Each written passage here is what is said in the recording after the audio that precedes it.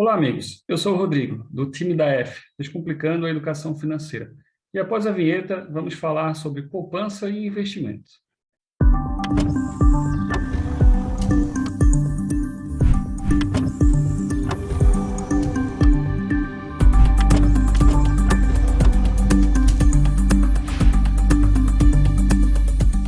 O tema de hoje é poupança e investimentos.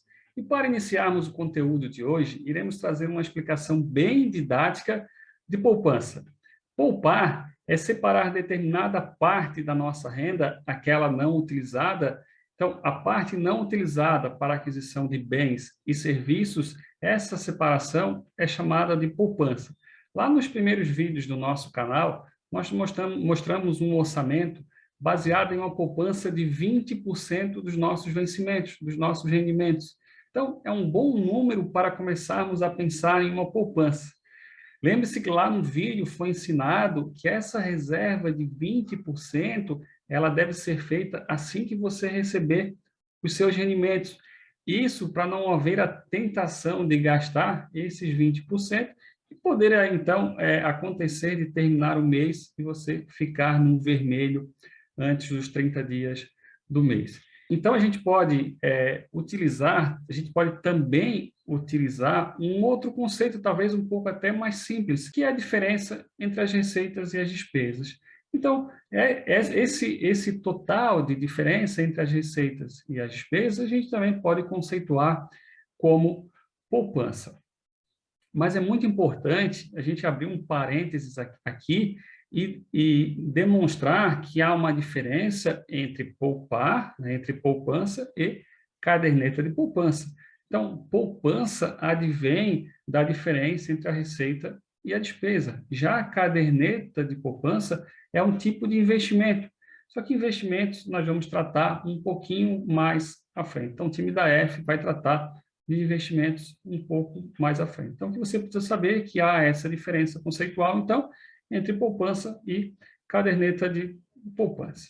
Então, depois de entendermos esse conceito de poupança, a gente vai, então, agora trabalhar os motivos que nos levam a poupar. E a gente pode trabalhar com inúmeros motivos para poupar, mas aqui a gente vai se ater a apenas dois motivos que eu considero os mais importantes. O primeiro deles é o uso futuro desse valor, seja ele por qualquer motivo. Eu posso aqui tratar da aquisição de um bem ou, por exemplo, de uma viagem. Então, são dois exemplos básicos, bem simples, de uso futuro desse valor. Eu não tenho dinheiro para fazer a aquisição desse bem em um mês, então eu faço uma poupança com determinados meses para adquirir esse produto. E o segundo motivo que nós temos para poupar é por precaução. Afinal, nós estamos vivos e, consequentemente, nós corremos riscos. E esses riscos é de maneira geral, seja ele relativo à nossa saúde, à nossa integridade física ou até mesmo o nosso patrimônio. Então, a gente já passou pela fase de poupar. E você sabe qual é a diferença entre poupar e investir? Eu digo para vocês, a diferença básica é que enquanto na poupança nós estamos nos precavendo de qualquer situação crítica e do uso futuro, nos investimentos, além de englobar essa situação anterior, a gente vai se preocupar também com a rentabilidade do nosso dinheiro.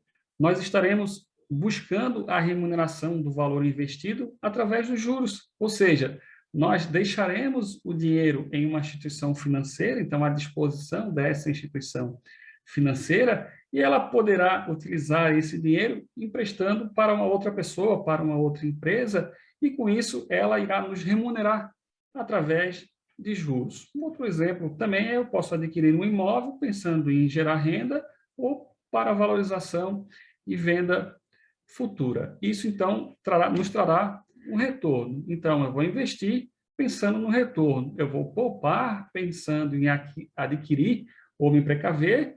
A partir do momento que eu já poupei, eu passo, então, para a fase do investimento, buscando o quê? Buscando o retorno, através, então, da remuneração de juros. Então, remuneração do nosso dinheiro. Quando a gente passa para a fase de poupar, da fase de poupar para a fase de investir, a gente precisa entender sobre a tríade dos investimentos, que são a rentabilidade, o risco e a liquidez.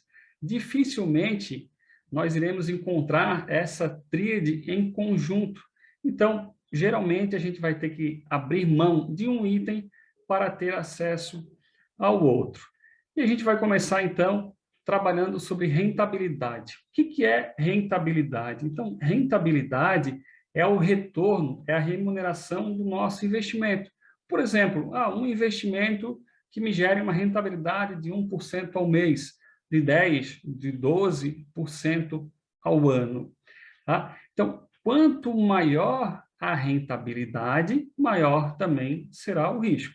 Tá? Então, perceba que se eu buscar maior rentabilidade, eu estarei incorrendo em maior risco. O segundo componente da tríade dos investimentos é o próprio risco. O que é o risco? Risco é a probabilidade de ocorrência de perdas. É a ocorrência de eu não receber aquilo que estava estipulado. Quanto maior o risco, maior a chance de perda. Então, rentabilidade e risco. E liquidez. O que é liquidez? Então, liquidez se refere à capacidade desses nossos investimentos serem transformados em dinheiro a qualquer momento. E é muito importante, a um preço justo. Então, eu tenho que transformar esse meu investimento em dinheiro e a um preço justo. E aí, perceba que o ativo mais líquido que existe é o próprio dinheiro. Com o dinheiro, eu consigo fazer qualquer aquisição. Então, o dinheiro é o ativo mais líquido que tem. Em contrapartida, eu tenho, por exemplo, um ativo de baixa liquidez, que é o imóvel. Se eu precisar de um dinheiro hoje e eu tiver um imóvel, primeiro eu precisarei vender esse imóvel para poder, então, ter a liquidez, né? Poder ter a liquidez do negócio. Então, perceba que imóvel é um ativo que não tem liquidez. Eu até posso ter uma liquidez se eu vender abaixo do preço. Só que, então, ele não se enquadra no conceito de liquidez, porque eu não teria um valor justo pelo imóvel. Então, conheça a tríade dos investimentos: rentabilidade, risco e liquidez.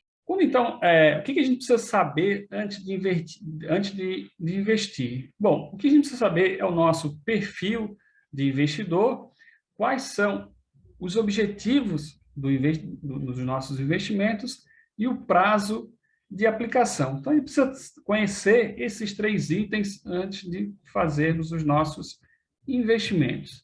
O que a gente precisa saber, primeiramente, é saber qual é o nosso perfil de investidor.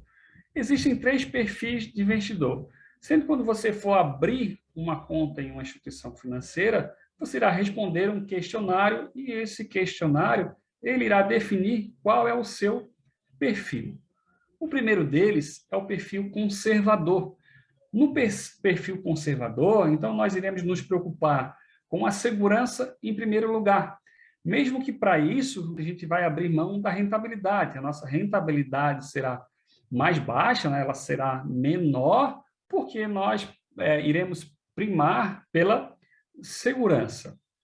Já as pessoas com perfil moderado, elas buscam um meio termo entre a rentabilidade e os riscos, ou seja, elas aceitam um pouco mais de risco em troca de uma melhor rentabilidade. E, por fim, nós temos as pessoas com perfil agressivo. Essas pessoas, elas aceitam assumir maiores riscos em troca de maior rentabilidade. Definir o objetivo e o prazo de aplicação dos nossos investimentos é muito importante e isso deve sempre andar juntos. A gente vai ver aqui alguns exemplos de objetivos e prazos de aplicação desses recursos. Tá? Caso o seu objetivo, por exemplo, seja constituir uma reserva de emergência, ter prazeres imediatos, como, por exemplo, uma viagem curta ou adquirir um bem que não seja tão caro, o seu investimento, então, ele deve ser feito a curto prazo. Então, nesse caso, você irá procurar fazer investimentos com uma liquidez máxima, né, que eu possa resgatar esse dinheiro na data máxima estipulada para a concretização desse meu objetivo.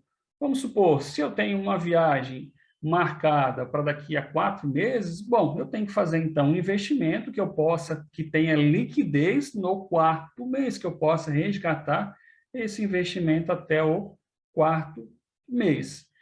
Eu também posso, isso daí então para investimentos a curto prazo, fazer uma viagem mais longa ou adquirir um bem mais caro, trocar de carro e de casa, eles exigem um investimento de médio prazo. Mas é importante entender que os prazos eles devem ser coerentes com o nosso orçamento, com o que você consegue poupar mensalmente. Então, tem pessoas que conseguem trocar de carro anualmente, enquanto outros demoram mais tempo e outros nem se interessam por ter um carro próprio. E, por fim, objetivos a longo prazo, como ter retorno financeiro suficiente na terceira idade, e não depender exclusivamente do valor recebido, por exemplo, pelo INSS, ou comprar a casa própria, ou pagar a faculdade dos filhos. Então, perceba que isso são objetivos a longo prazo. E aí, longo prazo, então, a partir de 5 anos. A gente reiteramos que esses objetivos e esses prazos, eles devem ser coerentes com o orçamento financeiro. É o orçamento financeiro que vai dizer, que vai demonstrar se os seus objetivos eles serão atingidos em curto, médio ou longo prazo. E, por fim, trazemos, então, aqui o último grande objetivo de todos nós, que é ficarmos ricos. Né? Todos nós sonhamos um dia em ficar rico. E para comentar sobre esse conceito de riqueza, riqueza nesse nosso exemplo, riqueza financeira, tá? Eu trago, então, um trecho resumido do livro Pai Rico, Pai Pobre. É um best-seller da área financeira de Robert Kiyosaki, onde ele diz que rico é a pessoa que pode parar de trabalhar hoje e os seus investimentos lhe darão retorno suficiente para cobrir os seus gastos mensais. E qual o valor dos seus gastos mensais? 2.000, 3.000, 5.000, 10.000 reais? É o orçamento financeiro que te dará esta resposta. E se você ainda não sabe, faça o seu orçamento. Verifique no vídeo anterior, então, conheça o orçamento e nos diga, está longe de alcançar essa meta? O time da F, Descomplicando a Educação Financeira, quer te ajudar na conquista desses objetivos. Se você gostou do vídeo, curte e compartilhe em suas redes sociais. Um forte abraço.